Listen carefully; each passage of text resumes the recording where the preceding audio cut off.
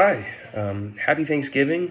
This is the Unit 6 video discussion. So we'll start off with the first question. To know what a contract break is and how it's caused. A contract break can cause from many different reasons. They can go from one party disobeys the contract from not following the guidelines, the rules. I've seen it where a contractor agreed to put a matte red panel roof on, and they put a gloss red, which is not the same, and they signed the contract. The owner did not like that gloss of the paint, even though it's red, and they made the contractor take it all down and buy other panels and install it, and the contractor lost countless thousands of dollars. So pretty much it's legally binding. Once you sign that contract, you both agree to those terms, you got to complete it. Know what damages and revenues are on a contract. So you can have liquidated damages, which is one of them, and that's when a contractor signs an agreement that you have to finish the project by a deadline. Because most of the time, like for big businesses, they want to be able to use that building or that structure of the product so that they can make money. And every day that they can't sell it or use that product or use that building, they're losing thousands of dollars. So that basically kind of puts a little bit of a hold on the contractor to make sure that they get it done, so they don't just spend 5 years trying to build a building. I've seen it where it's $10,000 a day for every day the contractor doesn't complete a building.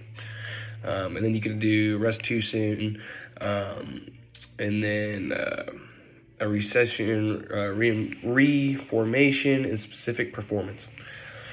State what a complex licensing agreement is. Basically, these factors are limitations, sub-licenses, reservations of rights, modifications, updates, compensation, and confidentiality. These are used for basically breakdowns in order to understand a complex agreement.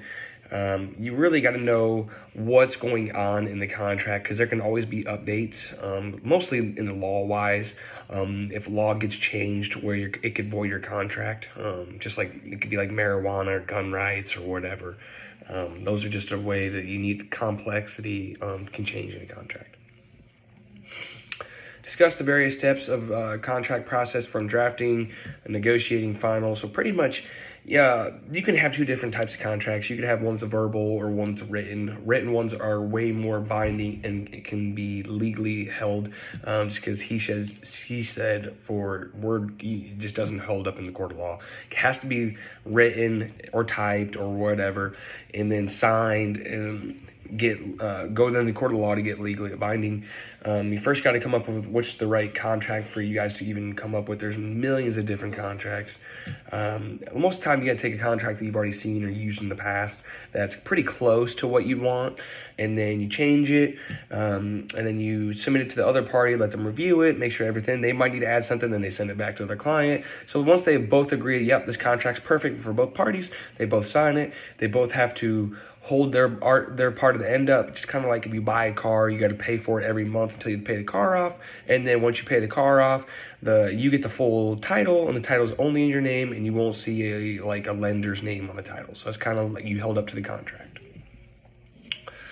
All right, and then basically the ending part of that is you need to fully understand what you're getting yourself into. Contracts are very, very tricky. That's why lawyers, get paid well, and why it takes years and years and years of training, because even one little word like "and" or chance of weather or act of God and stuff like that can cost millions or trillions of dollars if you really don't understand what's going on. But thank you so much.